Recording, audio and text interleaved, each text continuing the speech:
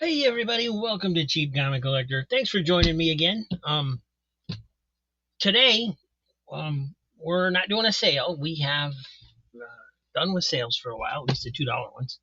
We will have the auction tomorrow night, Saturday, 9:30 p.m. Eastern Time, right here on good old YouTube. Um, but today we are going to take a look at something I got in. This was one of the purchases. This is a purchase I made off of eBay recently, and one of the ones that probably the most exciting thing that I bought that I was most excited over in quite a while, because I've been looking for these for a while at an affordable price, and it's a stack of comic reader magazines. Got them off eBay, and I'm going to show them off right after the intro and tell you why I am so horribly disappointed in them.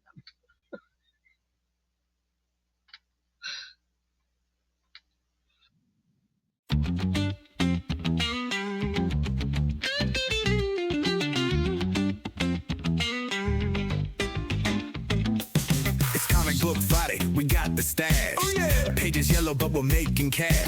Cheap heroes flying, making moves so fast. In this funky time warp, it's a blast. Comic shops buzzing like bees in a hive. Vintage tales bringing them alive. Yeah. Collector's paradise where dreams reside. Flipping through the pages, taking that ride. Comic Book Friday, swinging to the beat. Getting those deals ain't it neat? Heroes and villains all meet and greet. Dancing in the aisles, moving our feet.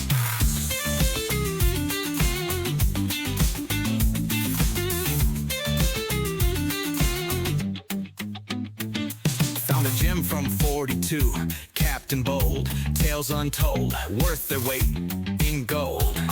Mad scientist with a plan so cold. Now it's moved to cherish and hold. Super fans unite with the shout. Yeah, cheap comics, there's no doubt. Woo! Every hero story we tell.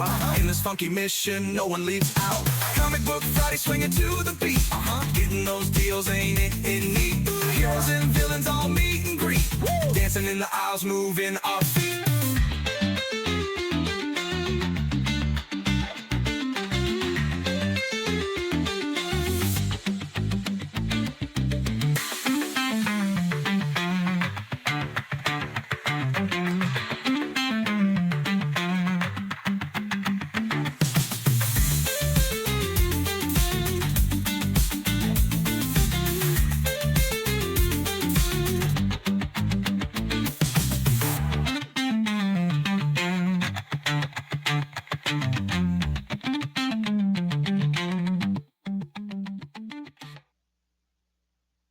Happy Friday, everybody. Glad you're here. Today, like I said, in the intro, we are going through some comic readers. Now, I got these off eBay. They were less than $1 a piece. And part of this is my fault because I didn't look far enough down in the pictures to see the damage to these books. And I hadn't bought anything on eBay in a while. The price, instead of making me bid, should have rang warning bells off in my head, right? And say, there's a reason these are only $1 a piece, less than $1 a piece. With shipping, they were less than $1 a piece. And they have water damage. They have chipping. Well, more than chipping. They have extreme water damage is the problem. And they're not really in collectible condition. They're mold and mildew is setting in. They almost feel like they're damp. They're so soft on some of the pages. And they're a mess, quite honestly. Now, in the description, the guy didn't mention any water damage. He didn't say anything. In fact, he described them as used but acceptable, that the spines were intact or whatever the grading is for acceptable for books. This is nowhere near acceptable. This is junk for the most part. But they are in good enough shape where we can go through them and take a look at them and read them maybe once, maybe twice before they fall apart. Something I might do, I'll probably at least try it on one to see how it turns out, is because these are so small, right? I wasn't expecting them to be small.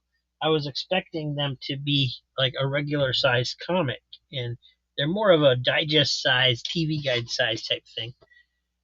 And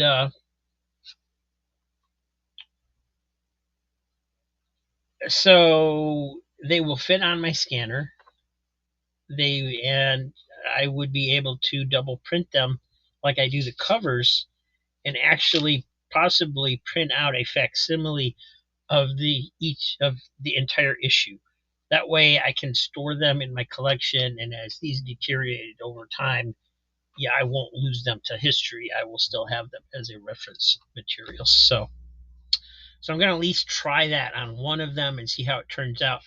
I won't be doing it anytime soon. I'm going to wait until I'm recording this before some of the sales videos have aired. But by the time you see it, this area back here, that will be cleared off. I'm going to bring my printer in from the bedroom and set it up in here so I don't have to keep running into my bedroom every time I print something. That'll make it easier and more fun to do the videos where I'm doing covers, printing out covers or whatever. Um, uh, and a little bit easier, and it'll get some junk out of my bedroom too, because once I bring the good printer in here, I can get rid of the crappy old humongous printer that I'm using as a table for the new printer next to my bed. And the reason it's in there is because I have my desktop computer on a roll cart next to my bed. So anyway, that's the future plan for these. I think that's the conclusion I came to with these. But we're going to go through these and talk about them a little bit, maybe do a little reading. We'll talk about the history of them a little, and it should be a fun video. I will kind of switch over to the other camera here. There's a hero in our comment section with a twist and clever direction. It's Jackson Roy on the sea, comic book wizard, nice and key. He leaves notes that make you giggle, typing fast, his fingers wiggle, bringing joy with every post. House our chats, comedic friendly ghost. Oh, Roy Kirk with your quits. You take us on hilarious trips. Our comic chats you elevate with humor that's top rate. In discussions about capes and power, you're the man of the hour. No debate too big or small. Your funny lines outshine them all. In a world of serious disputes, you make sure there are no feuds. Just laughter, love, and lots of glee. Royker's here to set us free. When the threads get all too tense, you diffuse with common sense. A joke upon a witty line. Suddenly everything's just fine. All right, so here we are. I've got several. I've got number 163 from December 1978, 162 November 1978. So apparently they were published monthly, at least at that time. 161 from 78, 160 from 78, 159, 157, 156, 150. This one's from 1977. 146, 145, and 144. So 1977 and 78 issues.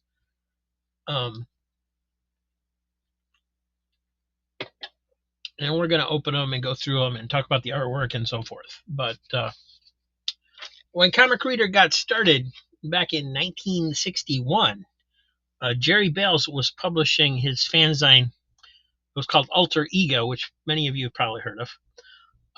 And a column within those pages was called On the Drawing Board.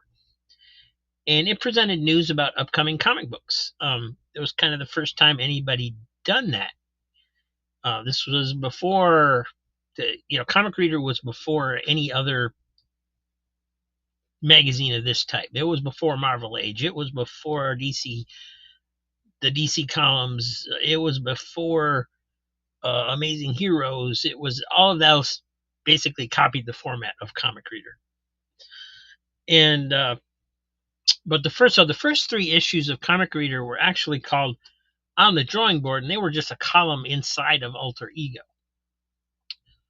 With number 4, it was printed as a single sheet, and I'm not sure if that was like included with Alter Ego as a separate thing, or if they mailed it to Alter Ego subscribers, or just what that was.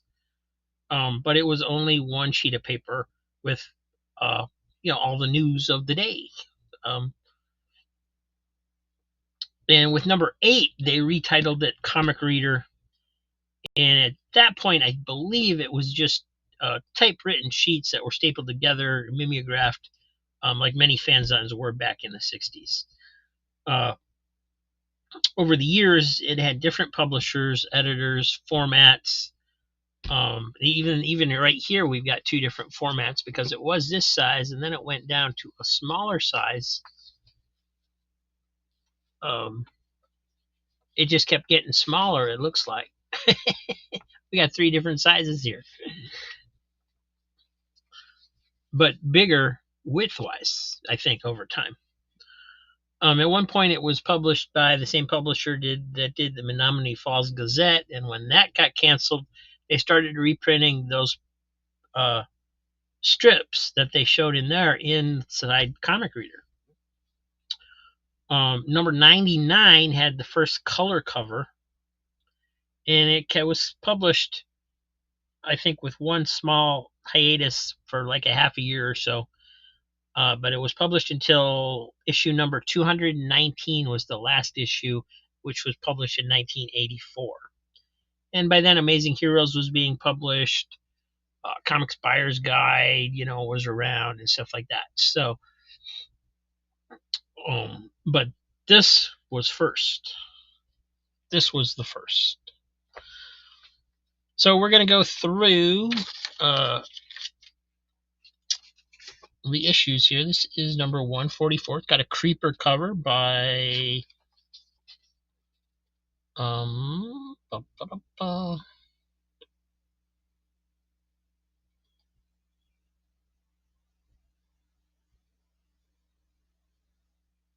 well, it's actually crediting a completely different cover set on the inside of this one, so it looks like they forgot to change maybe that little bit. It's describing something other than these covers. I wonder if they corrected it like in the next issue.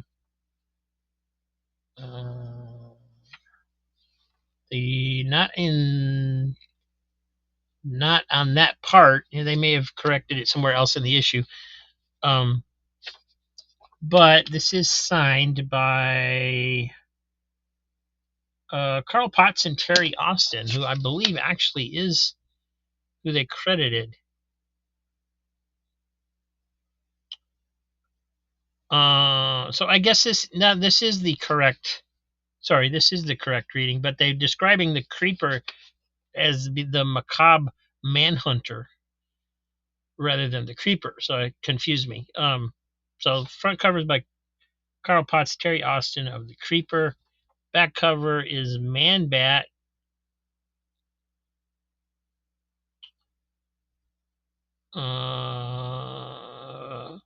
By William Fugate, something like that. And you got some Batman villains inside the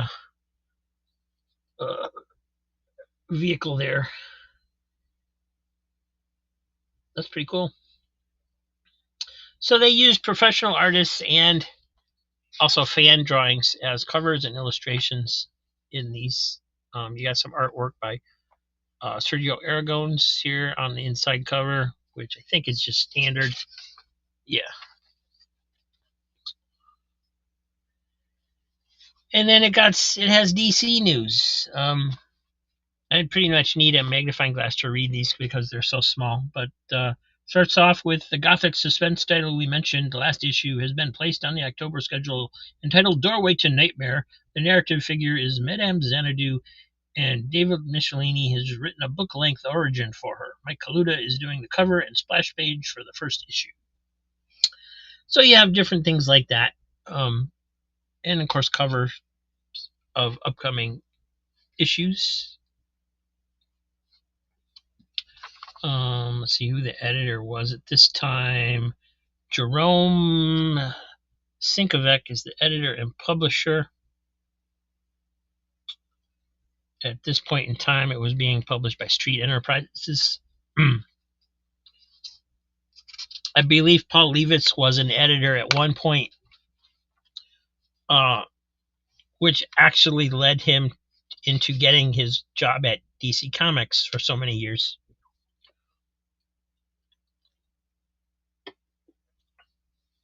Because they got to know him when he was always hanging around looking for information to include in these pages. So it goes through, it talks about a bunch of different Batman news. Now, this is not actual, even though it shows all these covers, this isn't this isn't the upcoming comic listings. This is just news items. And you can see whoever owned these went through and circled and highlighted and did things. And I really want to go through and read these cover to cover. We don't really have time to do that.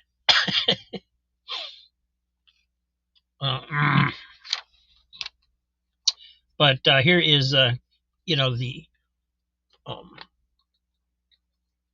cover illustration for the Kiss magazine. Very cool.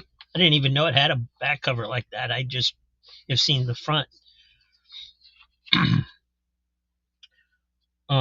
And so this is Marvel news. It went from DC news to Marvel news.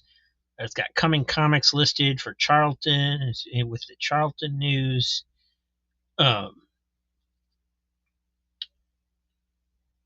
It says, well, we thought Charlton's comics department was inactive the past few months. And remember, this is 1977. At least one of the black and white magazines has proceeded uninterrupted. $6 Million Man 5 came out in March. Number 8 should be out this month, and 7 is on, or 6 should be out this month, and 7 is on the July schedule. Sorry, the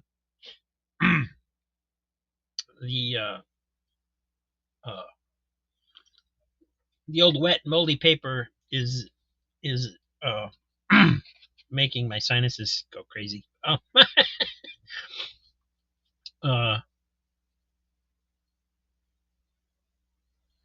In the meantime, the color line has been revived, beginning with 3 titles out this month. Editor Bill Pearson indicates that this new publication schedule is not looked upon as temporary, so perhaps the layoff 6 months ago has been used as a regrouping period for the line, and Charlton will be around for years to come. Titles that have been revived include Billy the Kid, Fighting Away, Fighting Marines, Ghostly Hunts, Ghostly Tales, Ghost Manor, Haunted, The Many Ghosts of Dr. Graves, Monster Hunters, Scary Tales, and $6 Million Man. In addition, The Bionic Woman #1 will be published. There may be a #2, but since ABC canceled the show before NBC picked it up, Charlton didn't know if it would continue. So it's got 1, 2, 3, 4, 5, 6, 7 titles scheduled in the coming comics section. It talks about a convention coming to Alabama.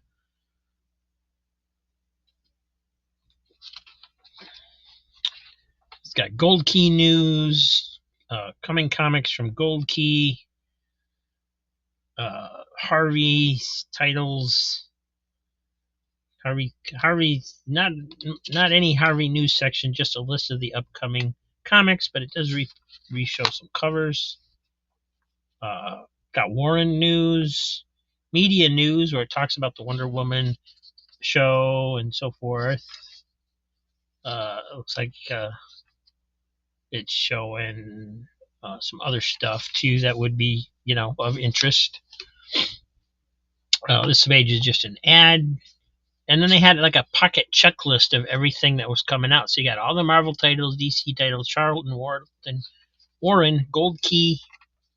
And then there's an ad for Roy's Memory Shop in Houston, Texas. I looked it up. It no longer exists. But apparently the guy maybe still sells on eBay. Ad for the Chicago Comic-Con 1977. Room rates $24 a day for a single, $32 a day for a double. Archie, then you got Archie comics coming. Now they weren't on the checklist, so uh, I don't know. The checklist is kind of weird throughout these issues. It just depends on how much room they had, what they put on there. It seemed like, but yeah, a list of Archie titles, Continuity Associates, some news about them. Marvel's coming, and then it goes into a Marvel coming comics listing where it actually has listings for all the Marvel comics, what's in them, what date they're going to be on sale, which is the main thing everybody was probably looking for in this magazine. That and of course DC Comics, and it was fun looking through these. It's just a real time capsule of what was coming out at the time. You got in the DC listings, you not only have like Batman and Flash and Superman and stuff, but you also have Jonah Hex #4, Secret Society of Supervillains #9, Karate Kid 10, Welcome Back Kotter #6, and stuff like that. So very cool to look through these, read these as if they're, coming out. And then there's some more ads in the back. And they were selling plastic bags back then for $100 for $3, or you could get $500 for $13.50 postage paid.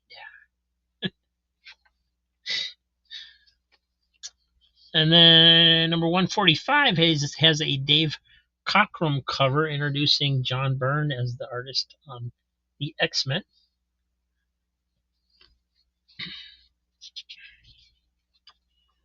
And on the back of this one is Marvel's Leaping Lizard joining S.H.I.E.L.D., depicted by Dave Wenzel and Duffy Voland from an idea by Jim Salick. Okay, so the lizard stole Nick Fury's eye patch. Again, pretty cool. Nicely done, guys. And then you got Marvel News. They're talking about the Hanna-Barbera line a little bit there. I see an illustration for Scooby-Doo. I don't actually see them talking about it, so maybe I'm wrong. Maybe they're just putting in covers of upcoming stuff, to make it visually more appealing. And then there's Warren News, Coming Comics, and one of these they talk about all the titles being canceled at DC, which I found interesting because they actually talk about a few titles that were canceled that never came out.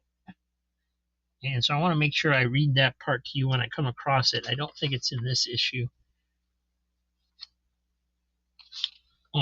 There was always a lot more DC news, it seemed like, at the time.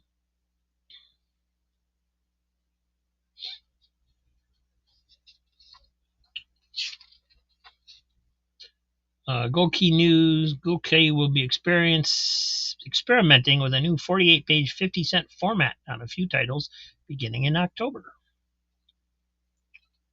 And then you got Coming Comics for Gokey, Harvey Comics,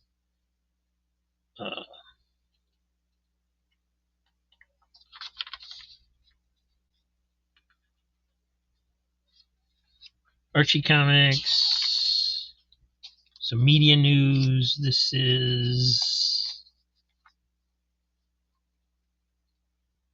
well, I'm not sure what that is. There's no little information thing under the picture telling you like it is, like they do nowadays. You got to read the actual article.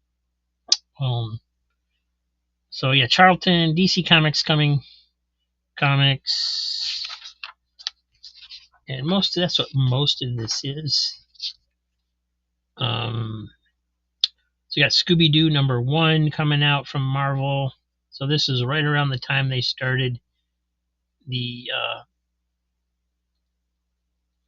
the Hanna-Barbera line from 1978. The back page was actually the pocket list, but you can see how much damage there is on these.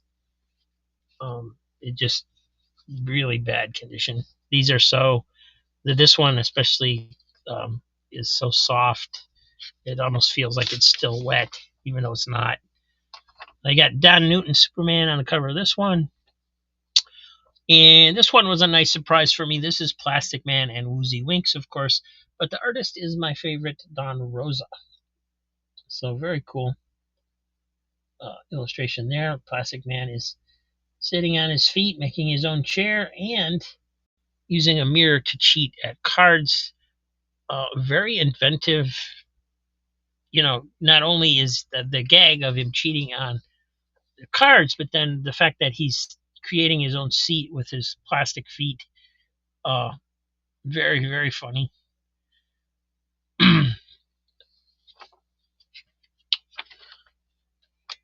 And this one,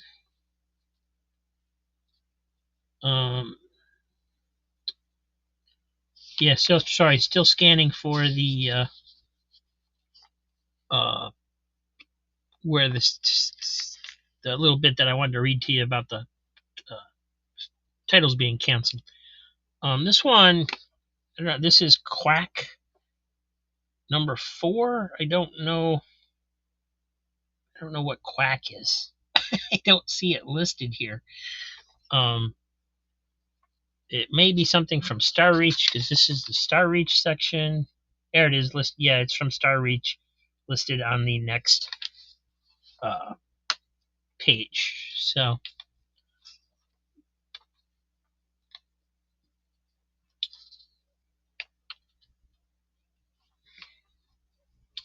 and again, they have a media section, which was way ahead of its time, right? I mean, I think Comic Scene came out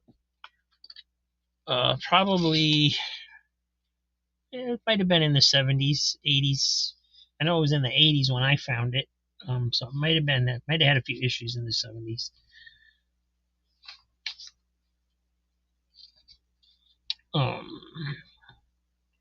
Talk about the superhero catalog that you could get, in the spinner racks, which we've seen before.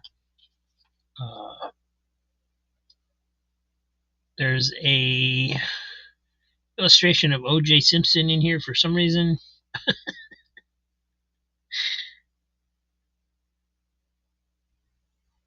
Not seeing his name mentioned in the credits. Hertz Systems Inc. is the copyright on it. I don't know what that's for.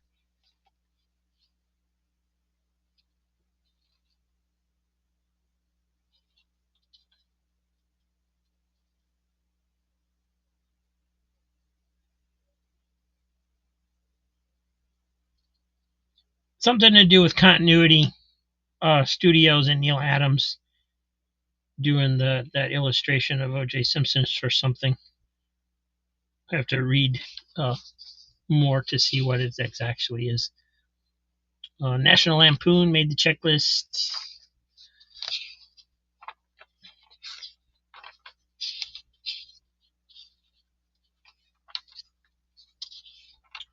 Yeah, mostly just lists of the upcoming magazines, the upcoming comic books, which of course is cool. I'm a little confused on how the paper in here was done. It looks like different pages are made out of different kinds of material, judging by like how brown this is, but how white the page is right next to it. And I don't understand that. But well, that's just me. Pieces still fall off of them as I go through them. This one has Captain America and Conan on the cover. It's by Larry Houston. Back cover is Bob Stazak with Howard the Duck as Captain America.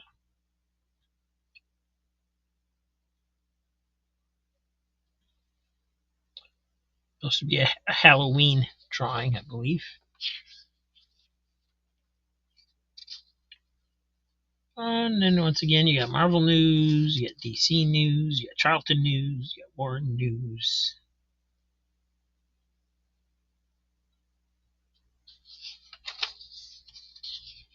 Media news.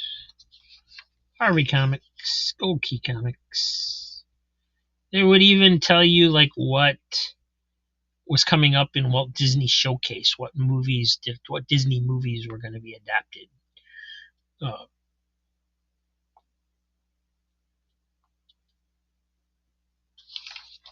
It's just very, very informative for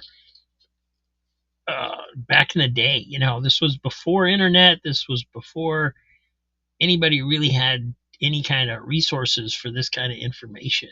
They were getting the news and putting it out there.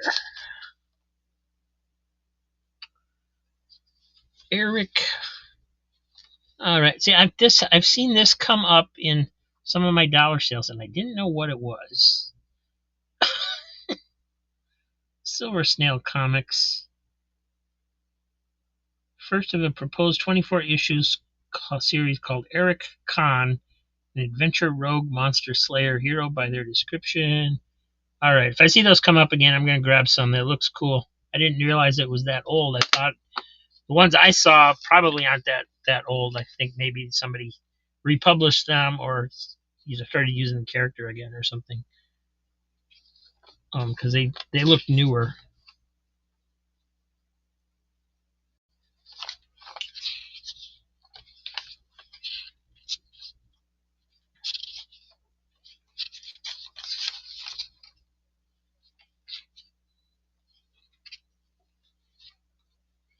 I have to wash my hands after this. 156, May 1978. You got Black Panther and White Tiger going at it. Again by the Houston guy, Larry Houston. On the back, we have Scarlet Witch by Tom Sutton.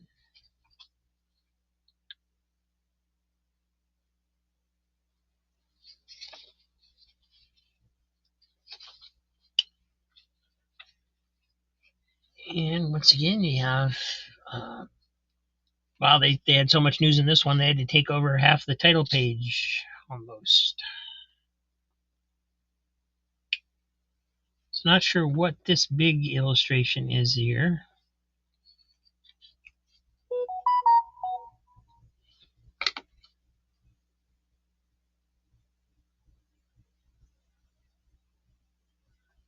Since it's all Marvel news on the page, I assumed it would be Marvel.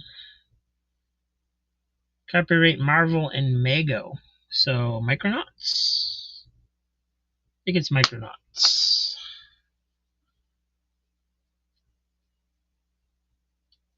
Yep.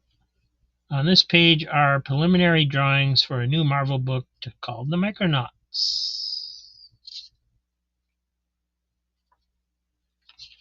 So that wasn't necessarily a cover.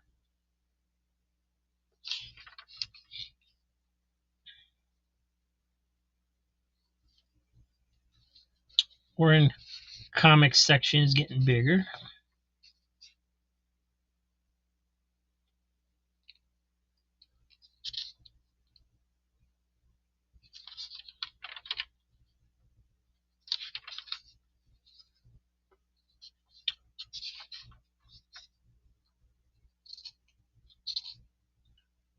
Got a picture from the filming of the 1970s Spider-Man, I assume, because that looks like Spider-Man to me. Can't quite tell. Gotta read the articles.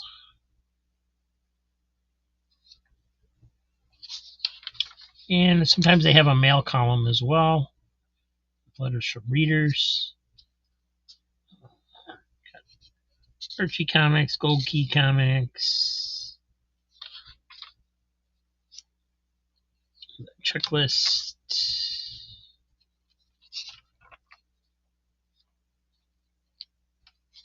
Harvey, DC Comics. I got a Fred Hembeck strip in here.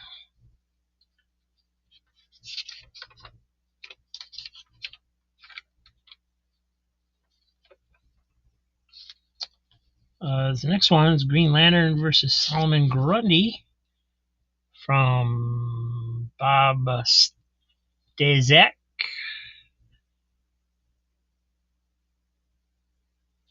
On the back is the Wizard in Green Lantern. Oh, it's a wraparound cover. Look at that. Cool.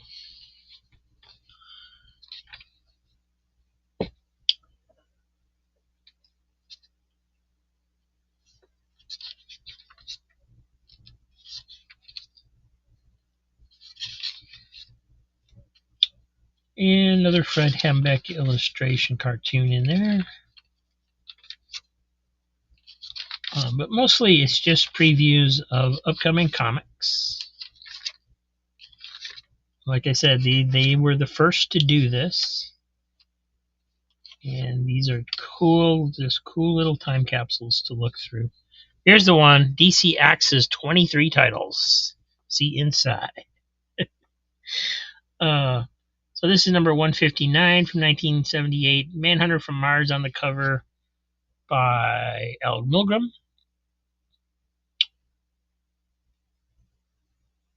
And on the back is Power Girl and the Huntress by Rick Taylor.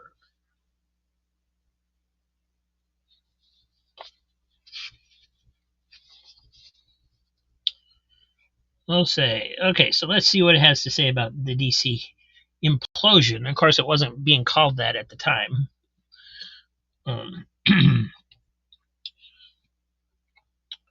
What happened on June 22nd, 1978 may possibly be the most significant event of the year. This is undoubtedly the most complicated story we've ever had to report, and the ramifications from it will be felt for the foreseeable future, if not beyond. It started 10 years ago when Warner Brothers took over Kinney National Service, which owned DC Comics. The corporate heads of Warner Communications had stayed pretty much out of the picture as far as creative decisions go, the significant actions being the instatements of Carmine Infantino and Jeanette Kahn as publishers and the budget and price increase okays over the years. Recently, however, the people upstairs began to take long looks at the downward trend sales have taken since they inherited their branch of the comics industry, and a decision was made to attempt to halt the plummet by some drastic means. The first of these we mentioned last issue, which involves a massive overhaul of the distribution process. Basically, this involves getting a much greater percentage of the copies that are printed displayed on the nation's newsstands, working more closely with local distributors and wholesalers. We will only be able to see the results of this step since few of us are wholesalers. The second step they have taken will hit much more closely to home, and we will all feel the impact. DC has eliminated their short-lived 50-cent 40-page line after only 3 months trial. Obviously, the reason has nothing to do with sales. The people at Warner feel that the new system of distribution should be given a chance, with DC's looking like the rest of the industry's books, since there will be some risk of alienating wholesalers without the more expensive books. So, beginning in September, books cover dated December, all DCs that are not dollar books will be 32 pages with 17 pages of story again, but now for 40 cents. And that's not all. All non-dollar size bi-monthly books have either been canceled or upgraded to monthly status. Hereafter, only monthly titles will be published in the regular size. Therefore, the following titles have been canceled. All-Star Comics with 74, Army at War with number 1, Batman Family with number 20, Battle Classics with number 1, Black Lightning with 11, Claw the Unconquered with number 12, Doorway to Nightmare with 5, Dynamic Classics with number 1, Firestorm with number 5, House of Secrets with 154, Commandy with 59, Our Fighting Forces with 181, Secrets of Haunted House with 15, Showcase with 104, Star Hunters with 7, Steel with 5, and The Witching Hour with 85. Therefore, announced as coming out in the Comics Reader 158, but not coming out, are Claw 13, Demand Classics number 1, Showcase 105, Weird Mystery Tales 25, and Western Classics number 1. In addition, the 2 reprint books Demand Classics and Western Classics will never appear, and The Deserter, The Dollar-Sized Strange Adventures, Swamp Thing, and The Vixen have been indefinitely postponed. The digest line is in limbo at the moment, though chances are the plunge will be taken since digests have another distribution system.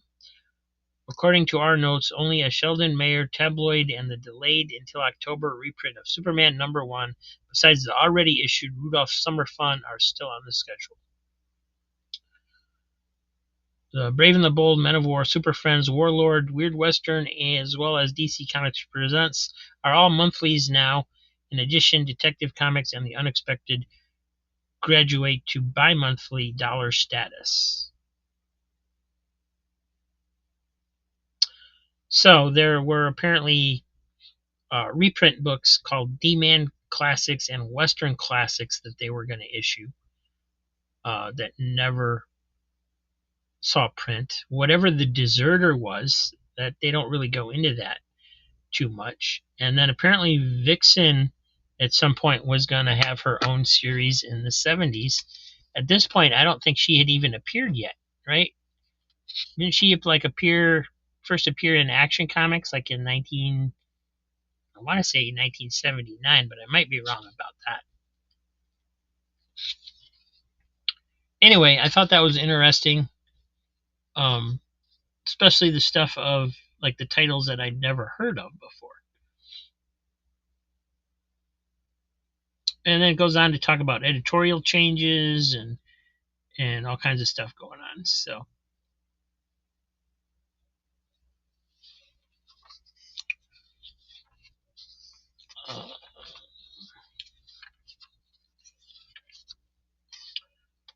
another Fred Hembeck cartoon, this one in black and white.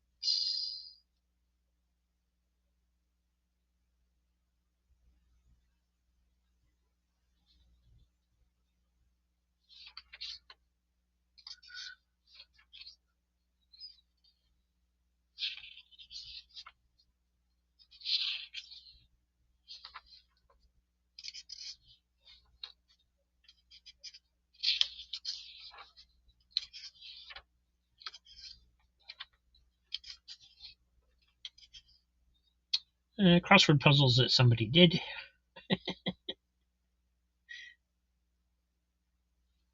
And it is comic based, so that's a pretty elaborate crossover for them all being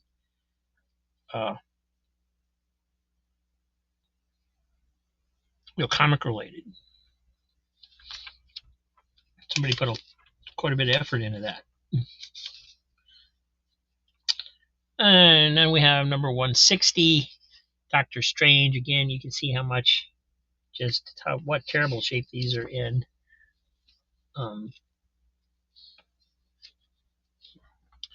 Water damage, insect damage, you name it. They're terrible. And you know me, I always say as long as they're complete. But when they're turning moldy and mildewy, that's too far.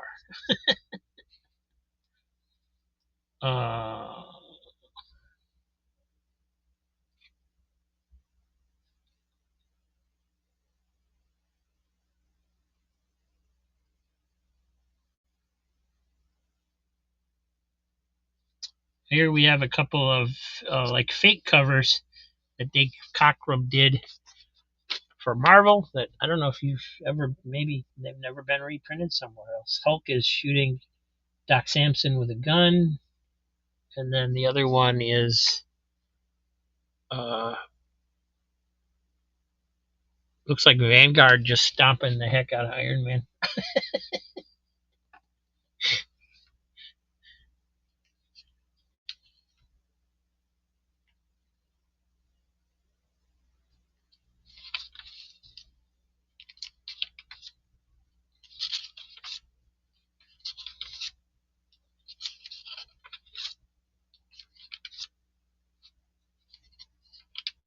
And you got an article about the Micronauts coming. I guess that's just an ad, actually. And then it's in with all the other news.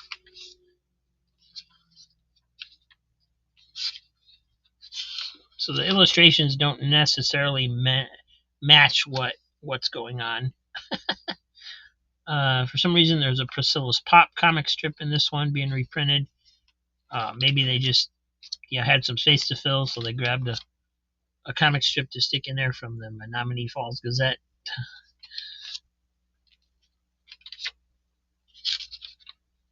Another crossword puzzle. Somebody having a good time doing that.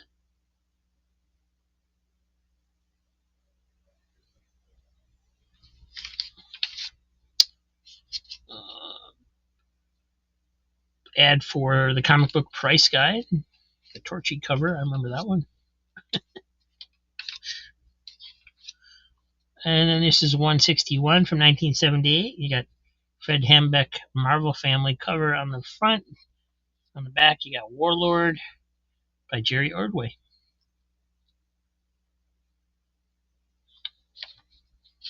Another favorite.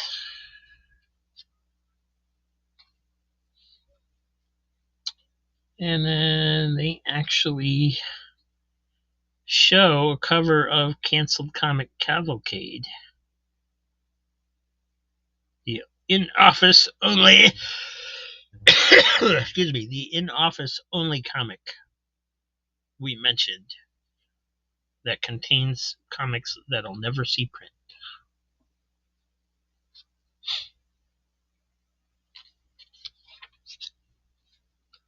So very cool look at the books and the news coming out. There's some more joke covers here from Marvel,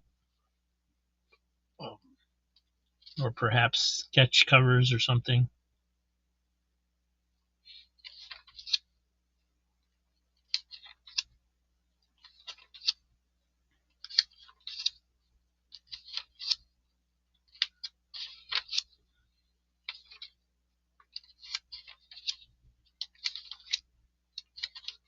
I wish these were full size instead of so small.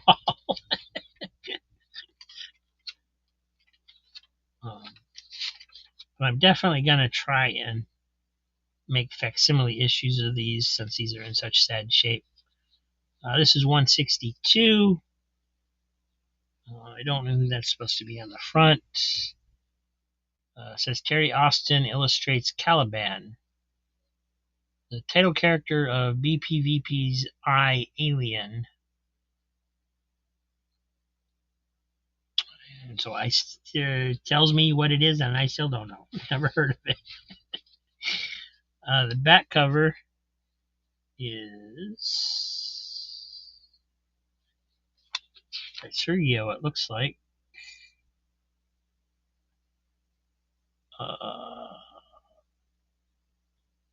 Yeah, but because of the chunk missing in the title, I can't read off of it, but it's by Sergio Aragones. Action shot of his TC Mars character. So, what's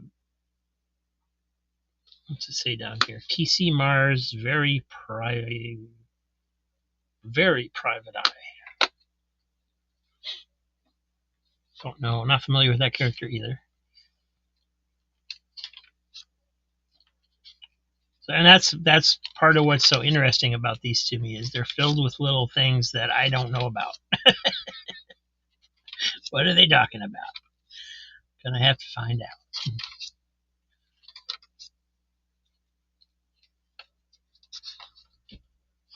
This is stuck together from the wet.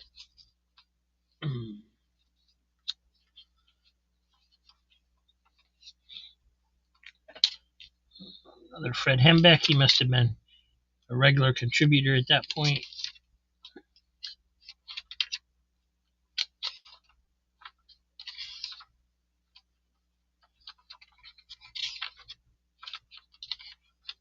And if you want to take longer to look at any of these pages, you can always pause the video, slow it down at a slower speed, whatever works for you.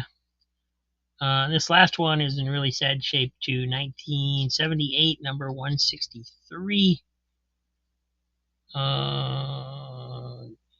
Dennis Jensen doing the front cover.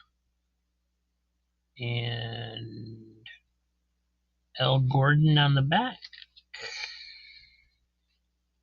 with Jessica Drew, Nice Spider Woman.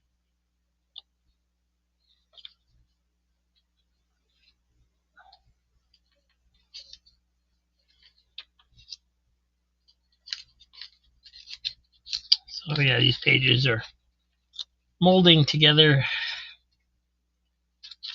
as well.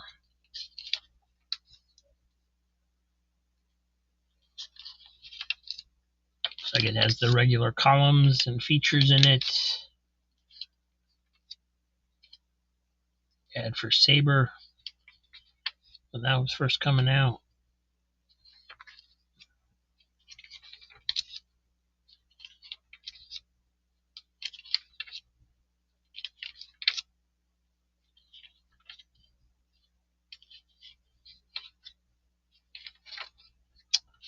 So there you have it. But very disappointed in these. I was not expecting them to be so ridiculously damaged. More pieces falling. Look at all these pieces. Just from flipping through them a little bit. So yeah. I'm gonna try and make facsimiles of these. We'll try one just to see how it goes. I think they're only like maybe, I don't know, I'll do a page count on the last one here. I think the first one was probably the one that is in the best shape, which isn't saying much. But yeah, 3, 4, 5, 6, 7, 8, 9, 10, 11, 12, 13, 14, 15, 16, 18, 20, 22, 24, 26, 28, 30, 32 pages. So half of that is 16, half of that is 8. So it would take 8 pieces of paper for me to make a facsimile of one of these. So what I'll probably do is take the staples out because they're rusting and causing more damage anyway, and then lay them flat on my scanner.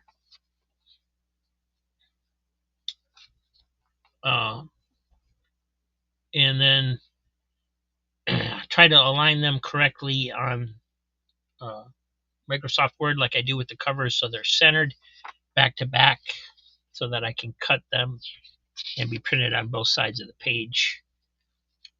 And we'll see how it turns out. But that will be probably an upcoming episode of me doing that. So, this one was a little bit different. Hope you enjoyed it. I will see you soon, guys. Have a good weekend. Don't forget, there's an auction 9:30 tomorrow night.